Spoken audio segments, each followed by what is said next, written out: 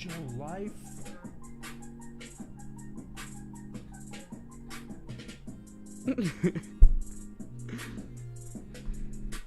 All Oh, yeah. right, we're here. This is what we see. Potato chips.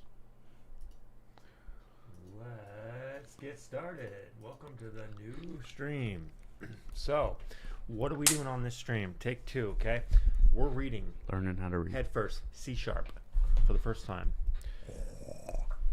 Chapter 1. We're going to dive right in. Woo! All right. So, I'm just going to read. I might pass off to you for a couple of pages. But we only got, let's say a half hour, 40 minutes max. Okay? Sizzle. Lunch break. So, let's do this. Here, why don't you be the photographer, switcher? Okay, as I read, you can decide to switch to this camera or that camera. I just realized this is not even going to matter, so you have to do it there. Okay, here we go. Boom. All right. We're there. Want to build great apps right now? I think Do you? I Okay, think I do. let's make this a conversation, okay? With C#, you've got a modern programming language and a valuable tool at your fingertips. You know what that tool is? Guess. Visual Studios. Yeah, Visual Studio. You've got an amazing development environment. If they had a S there, I would say SD. No, what is it? Development environment. IDE. Integrated development environment. That's what it's supposed to be. This is an amazing development environment. So it's an ADE. 80. Never heard that. All right, with highly intuitive features that make coding as easy as possible. Not only is Visual Studio a great tool for writing code, it's also a really valuable tool for exploring C#. Sound appealing? Turn the page and let's get coding. All right, so a lot of visuals in this book. Why you should learn C#. C# is a simple, modern language and lets you do incredible things. When you learn C#, you're learning more than just a language. C# unlocks the whole world of .NET, an incredibly powerful open source platform for building all sorts of applications. Interesting. Visual Studio is your gateway to C#. If you haven't installed Visual Studio 2019, we think we have that one, yet this is the time to do it. And so go ahead and download it. It says community edition, blah, blah, blah. If you're on Windows, we are not. If you're on Mac, we are on Windows, sorry. Yes. The Mac version is garbage. It's not the same app. It's terrible. I wouldn't use it. I love Mac apps, but not that one. I like mac and cheese. All right, so make sure you check the options. We can skip past this part. Oh, it says, but don't check the game development with Unity option. You'll be doing 3D game development with Unity later in the book. What? So we'll install Unity separately. Well, we already have Unity. And look at these margins. What are they saying? Make sure you're installing Visual Studio and not Visual Studio Code. How many people have made that mistake? Am I right? Like, you're just like looking in the website, like Visual Studio, that's in the Visual Studio Code. That's the same thing, right? Yeah. Jeez. Tell the people what's different about Visual Studio versus Visual Studio Code. I'll give you a hint. goes crazy. ADE. Yeah, ADD, IDE. ADE. Yeah, so amazing development environment, right? Visual Studio. Mhm. Everything's integrated. That's what the I in IDE is. But Yes. Visual Studio Code is started as just like an editor that has plugins that do a lot of the stuff that Visual Studio does, but not exactly the same. All right, next up, it says, most projects in this book are .NET Core console apps, which work on both Windows and Mac. Some chapters have a project like the animal matching game later in this chapter that are Windows desktop projects. For these projects, use the Visual Studio for Mac Learner's Guide appendix. It has a complete replacement for Chapter 1 and ASP.NET Core Blazor versions of the WPF project. So that's if you're running on Mac. They have different projects for you since they're going to be doing some Windows applications. But we're going to start with console apps, which is great. It's something I've been wanting to cover for a bit with you, and I don't know how to start it because how do you teach someone to use the terminal? Like, if you never had to use it, then you don't need to know it, but you will need to use it. Yeah, I will. So let's get to it. All right, Visual Studio is not a tool for writing code. Oh, I read it wrong. Is a tool for writing code. I was like, it's not? What? I thought you were supposed to write code What with have I it. been doing my whole life? And exploring C#. That's the key, right? Letting you actually dive into the .NET framework libraries and see how they work and see their interfaces. That's awesome. All right, you could use Notepad, another text editor. to write your C# code, but there's a better way in IDE. That's short for Integrated Development Environment. It's a text editor, visual designer, file manager, debugger. It's like a multi-tool for everything you need to write code. See, a multi-tool. See what they do there? You keep your brain going, keep you active. There are just a few things that Visual Studio helps you do. Build an application fast. The C# thing is flexible and easy to learn, and the Visual Studio IDE makes it easier by doing a lot of manual work for you automatically. Here are just a few things that VS does for you. Manages all of the project files. Okay, we saw that. Make it easy to edit your project's code. Sure. Keeps track of your project's graphics, audio, icons, and other resources. So a lot of our stuff like that is inside of Unity. But you'll see for a non-Unity project what that might look like. Helps you debug your code by stepping through it line by line. I don't think we've used the debugger yet, but this will be a nice way to show you how that works. Design a great looking user interface. So remember we talked about UIs.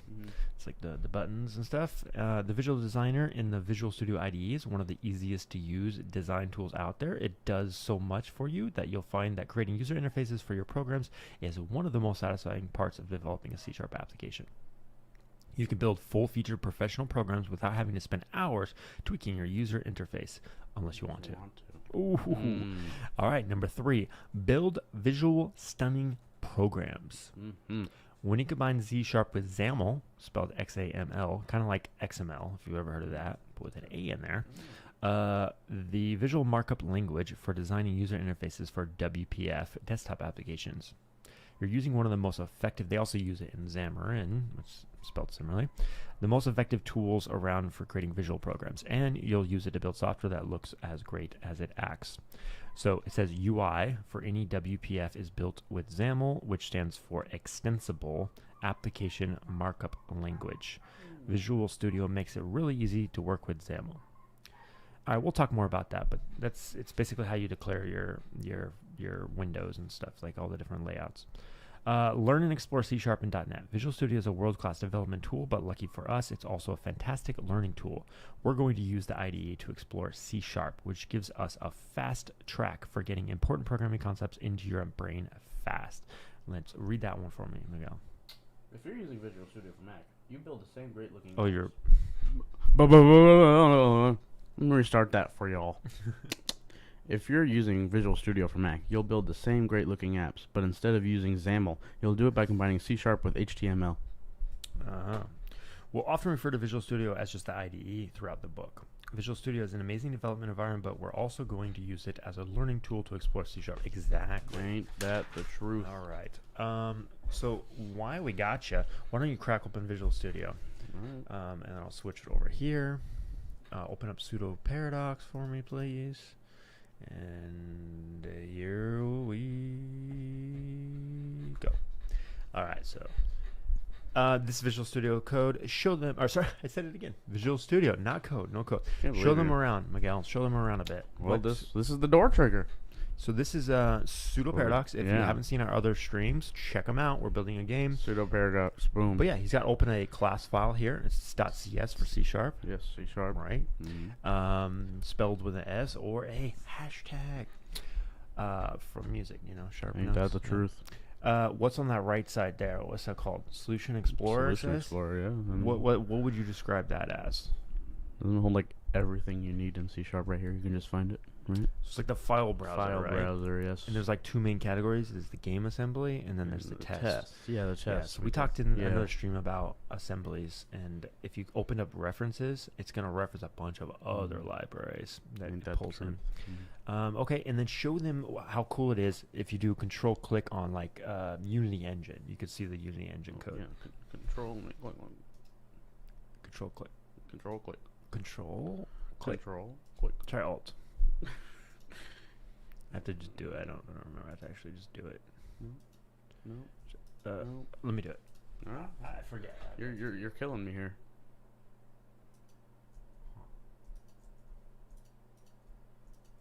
Maybe it's Alt F4.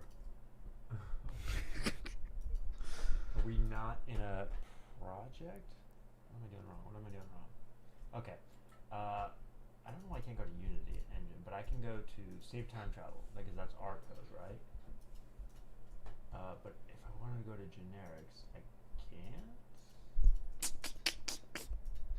What's wrong? What's wrong here? I Something weird. Is it because it's not open? That wouldn't matter. Huh. All right, we'll come back to that. No. Okay, next up. Okay, we're going to create our first project in Visual Studio. You do this, and I will walk you through it. Okay? Okay. All right, so the best way to learn C# is to start writing code. So we're going to use Visual Studio to create a new project. I guess you know how to do that. So should I open new? File new. No. You're already in file. File. New. No. Project. I All right, did that. so we're going to I've create done a that. console app. So console, terminal, command lines are all kind of saying the same thing, right? Yes. But you want to use one of their templates. It says we haven't recently used any templates. You probably have to search for it. Let's see what the book says. It says choose a console app.net core. So search for console app. Console app. Nothing?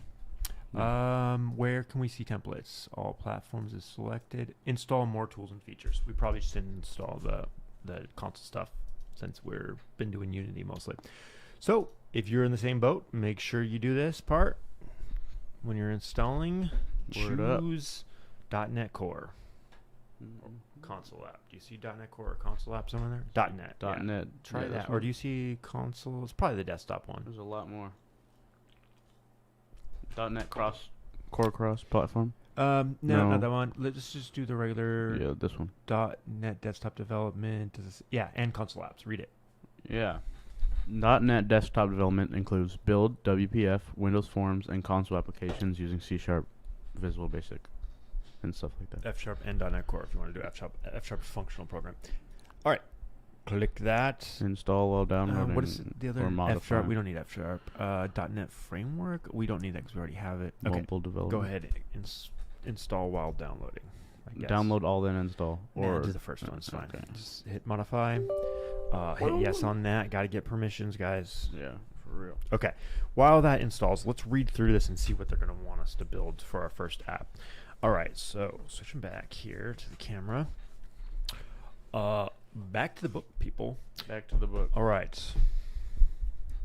So they want you to create a new console app, configure it, look at the code for your new app. Okay, so we'll do this when it actually opens up. Hopefully it doesn't take too long to install. But if you can get a snapshot of this guy here, you've probably seen something very similar to this. This is going to show you the name of the class. So zoom in right here. All right, the name of the class is program. Okay, so it's all in a single file. And then there's a static void function called main. Notice they do capital M function names or method names in C#. And then it takes a parameter. What is this? We talked about it yesterday when you were reading Java. Yes. Remember, Java had the same thing except they had a capital S. What is this? String what? Isn't the string like What's the brackets for? bracket? It's like a bucket, right? No, not a bucket. Yeah, a bucket. It's With a like- list. It's a list. Yeah, it's an array. So args is saying what? Args is a bunch of different strings, right? And then what does this do? Guess. Console right line. It writes on the screen, "Hello world." Yeah. So console. I We're remember making a that console one. app, right? Yeah. Console, right? So this is going to log to the terminal or the command line, the console. All right, so the class starts with the method called main, which contains a single statement. So it's a statement that writes a line of text to the console. We'll take a much closer look at classes and methods in Chapter 2. What's another name for a method? Sometimes interchangeable, sometimes not really. Functions. Functions. Yeah, methods is because it's inside of a class, but really it's the same thing as a function. Okay. All right, then they're going to want us to run the app. Try reach. Oh, close. We have to close Visual Studio first. Okay. You can't see, but they're complaining. We have Visual Studio open while we're trying to update it. Retry. Yeah, retry. Cool. All right, run your new app. So we'll do that in a second. But look at this pop-up. Have you ever seen one of these on your computer? Have you ever worked in one? I think I've seen one. So this is the Windows command line, console window, whatever you want to call it. Terminals, another name for it.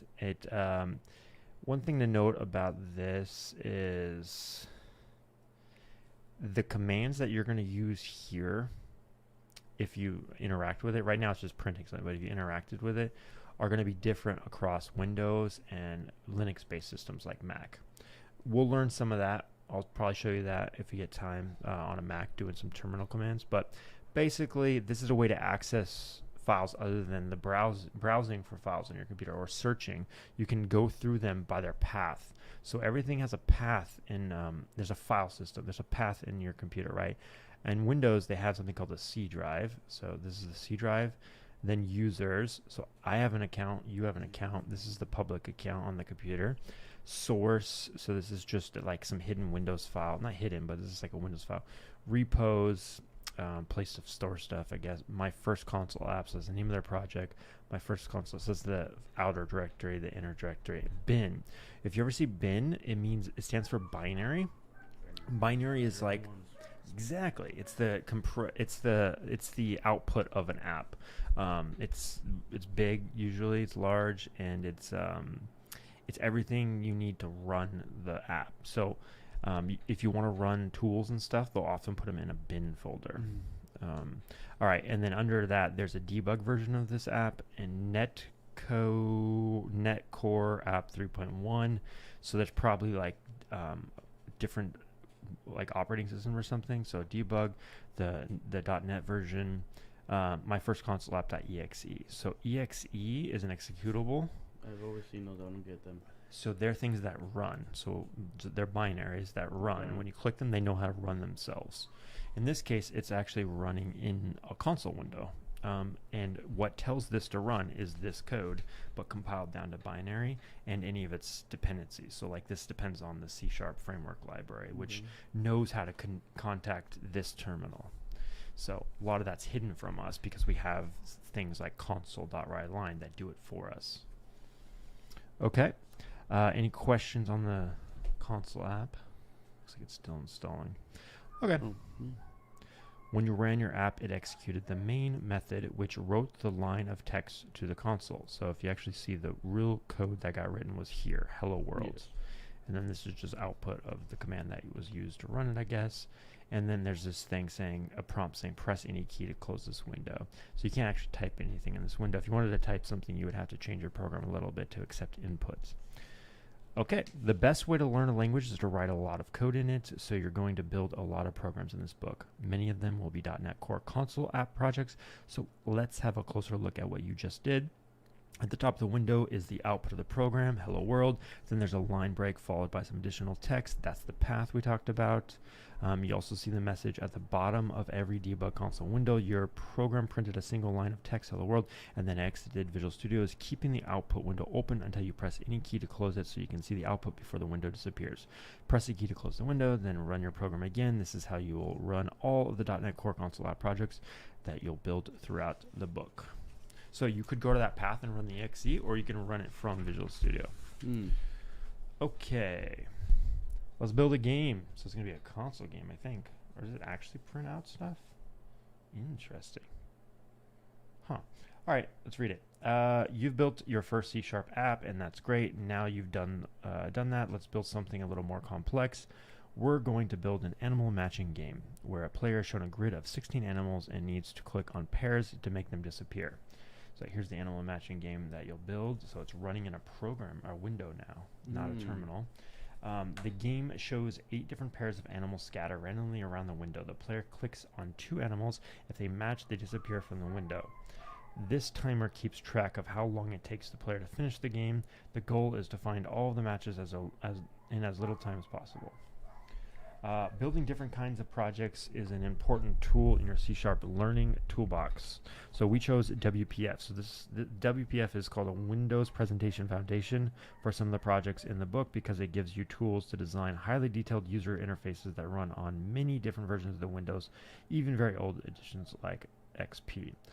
But C# isn't just for Windows. Are you a Mac user? Well, then you're in luck. We added a learning path, so you could install something similar for Visual Studio Mac, but it's going to end up using HTML, like a web page, basically.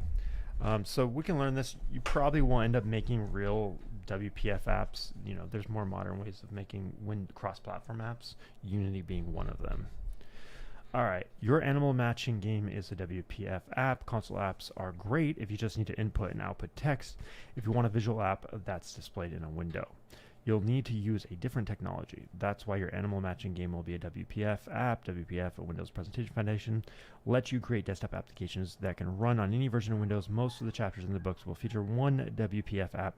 The goal of this project is to introduce you to WPF and give you tools to build visual, stunning desktop applications as well as console apps. By the time you're done with this project, you'll be a lot more familiar with the tools that you'll rely on throughout this book to learn and explore C#. Mm-hmm. All right. Let's talk about this while that loads for a sec. So, we just went over a bunch. We haven't actually ran it yet, but name 2 types of apps that you can build with Visual Studio. The WPF, right? What is that? It's on like its own window thing. It's a Windows native app. Native app, built in Windows. And then the other one? The other one is it HTML?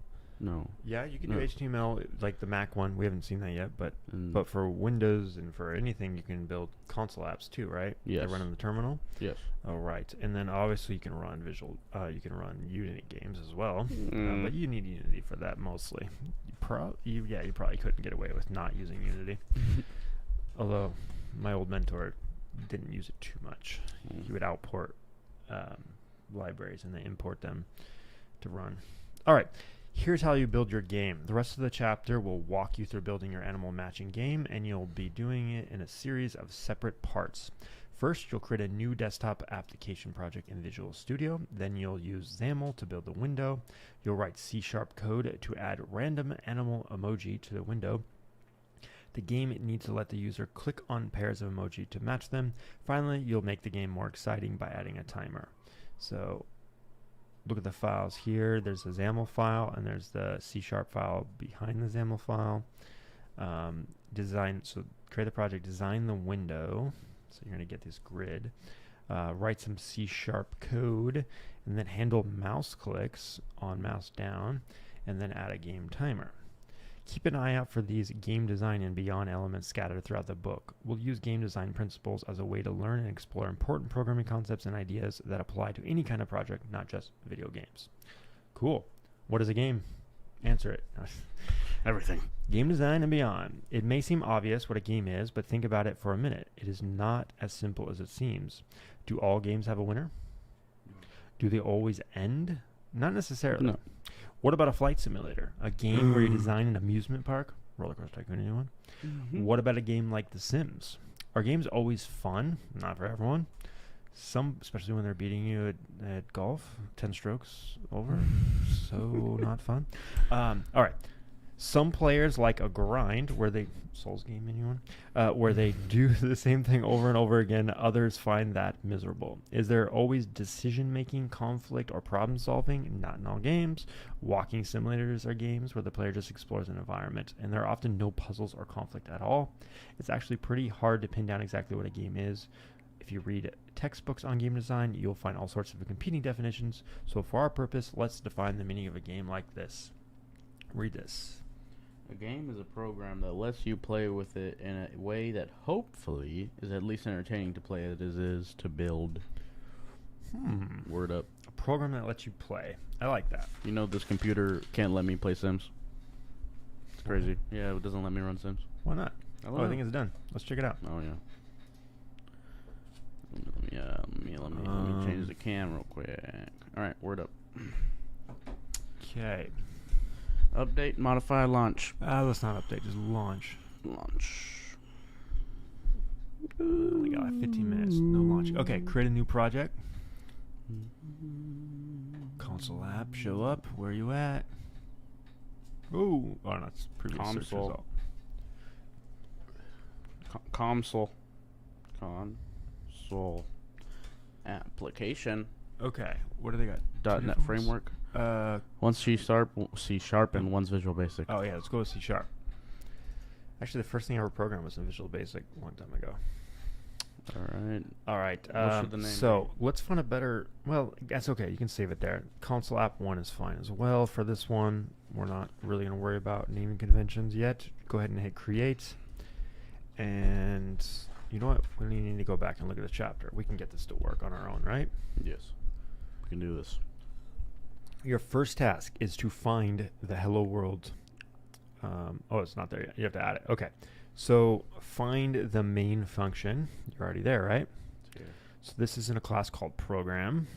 Could have named it something else, but that's fine. And it comes with a main function. By default, that's the entry point into your app.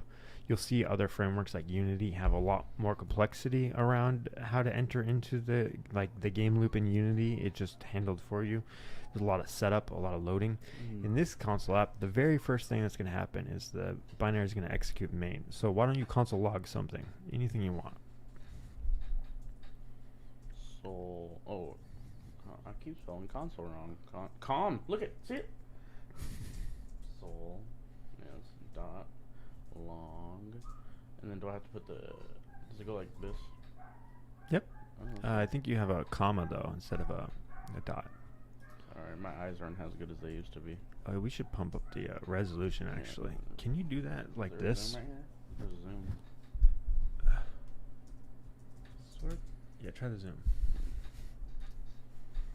200. Boom. Love it. That's crazy. Cool. And it's actually giving you hints as you type. That's an IDE for you. It's saying, what does it say? Just look at the errors down below. Oh, it says console does not contain a definition for log. Okay. So, a couple things here. How would you troubleshoot this? I don't know. Well, all right. Well, let's backspace. Let's delete everything and right. delete everything up into dot.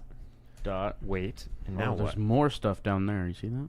It's suggesting right something. line. In C#, it's right line. So different programming languages have different logging functions. This one's right line. Okay. Morse code. Cool. And then what's the red squiggly at the end saying? That thing. Semicolon. End all lines and semicolons. Newer languages, they're optional or not required at all, which is okay. All right. Now run it. How do you think you would run this? Start. Try it.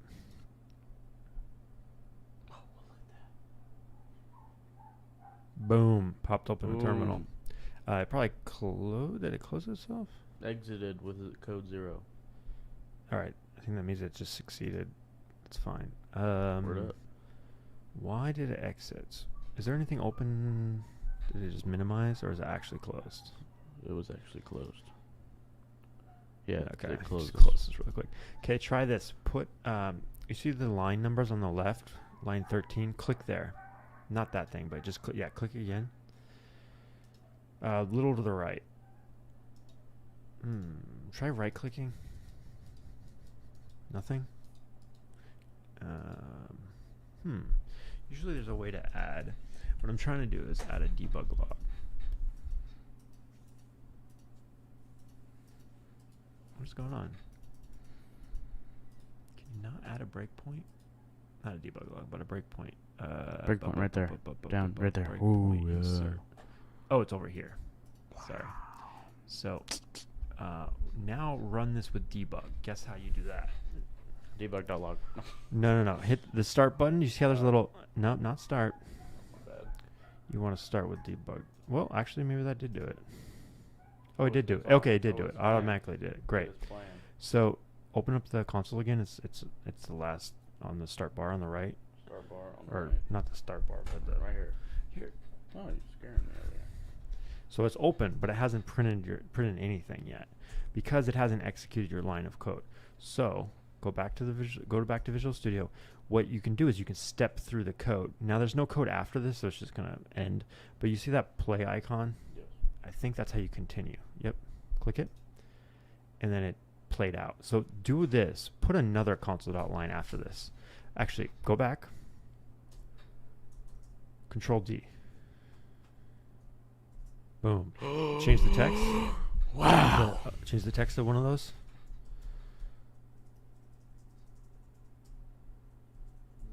All right, and then add a breakpoint to the first one. No, both of them. Okay, run it again. All about the money. Okay, nothing's printed. Nothing yet. Go back to Visual Studio. See where it's paused. It's telling you it stopped here. It hasn't ran the yellow stuff. Oh, right. Yeah, and then look at the breakpoint on the left has a yellow arrow. Yeah. So it's like saying it's broke right here. It's taking a break. It's paused. It's being lazy. Okay. Then hit play once, just once, on inline. Sorry, that green thing. Which one? Yeah, This one? I guess. Yeah. Now go back to the console. It should have printed the first line, Morse code, right? And then as soon as you hit play again, it's going to print the second one and then close because it's got nothing else to do. Boom. Word. Cool. All right, so you learned a little about debugging today. Woo! Cool. Now let's start this, and we'll work on it again later. But open up, create a brand new project. Also, I'll tell you what to do here.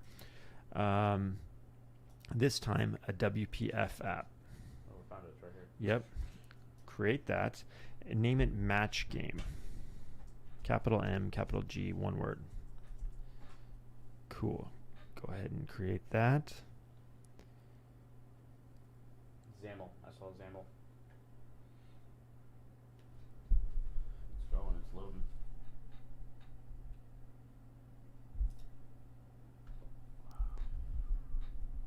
So this is the game window, and this is the code. What is Boom. this? Oh, I don't even know what that is.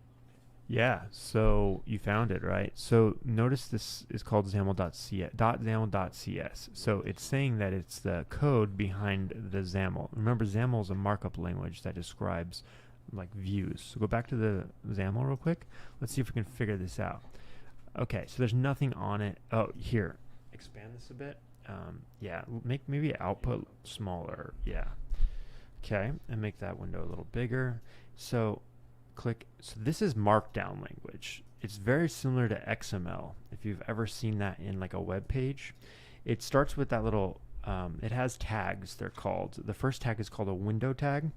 It's opened at the top, and it's given a specific class called matchgame.mainWindow, and then it's closed at the last line. You see the last line has what's called a closing tag. Yes, Nope, even farther.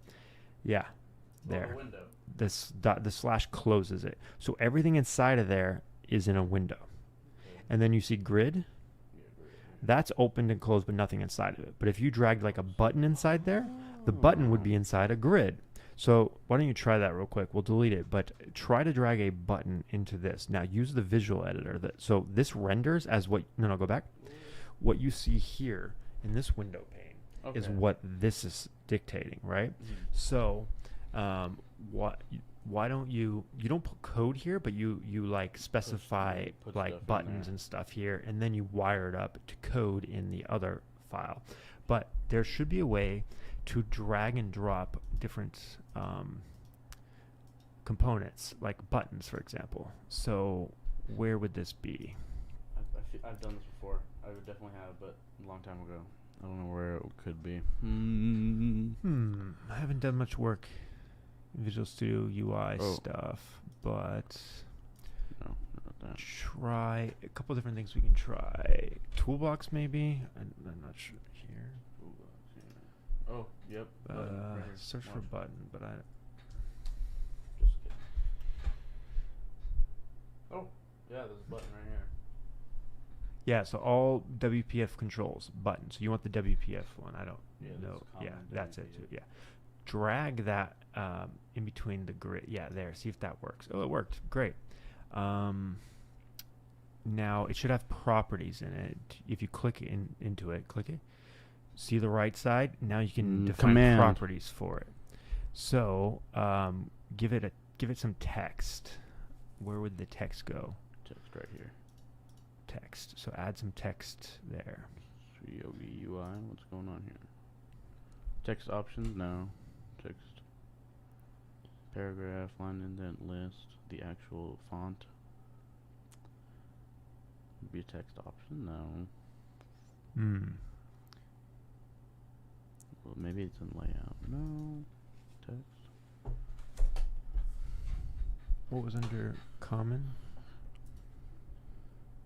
Command? Tedless. That's what it does when it executes Tedless. content. There we go. What the heck? That's it. Content. So Content. this is a button. Or is it? Boom. Now you can't really see it because it's white, but change its color.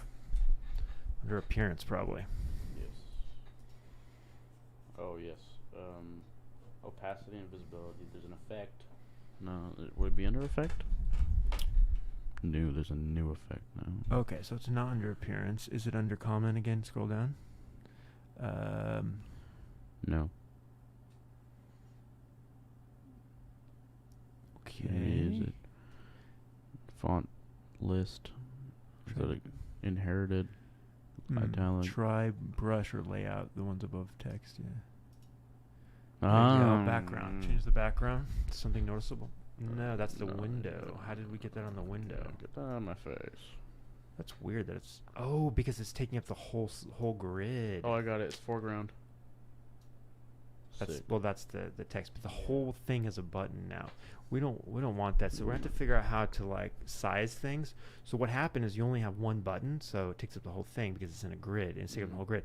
What if you copy that line? Control D, click it, and then Control D. It only shows one button. Yes. Okay, so we have to find a way to lay things out properly instead of just stacking on top of each other. So go ahead and delete both of those, and we'll follow the tutorial here. Time check.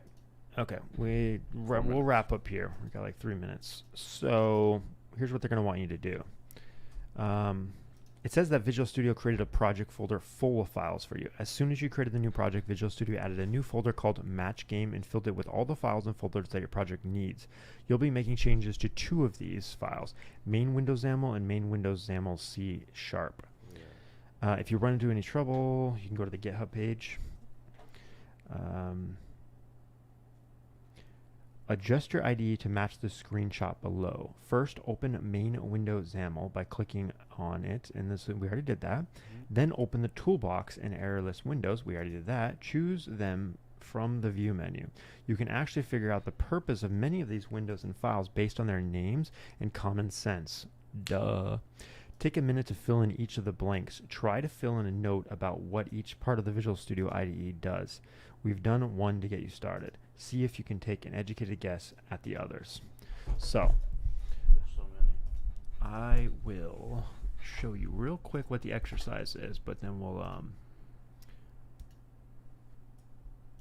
you can do it as homework, and then we can come back on the next stream. Word up. Okay, so check it out. We go. Checking it out. So what this is saying is you want to end up building a UI that looks like this. So notice, what does it have inside of it? A lot of stuff. Oh, dependencies. It's on the bottom. Oh no, that's empty. So it's got nothing in it yet. That's exactly what we have now. So it said it did the first one. So it says the designer lets you edit the user interface by dragging controls onto it. We already learned that. We're using the light color theme to make it easier to see our screenshots. Switch between color themes by choosing options from the tool menu. That's cool. They said they did one for us. Did you notice the toolbox disappearing? You can click the push pin so it stays on screen. They said they did one for us. I don't actually see them doing anything, so let's go to the next page. This is the toolbox. It has a bunch of visual controls they can drag into the window. We know that. So they're just explaining the different stuff inside. What are we supposed to do? Files and solution. Error list window.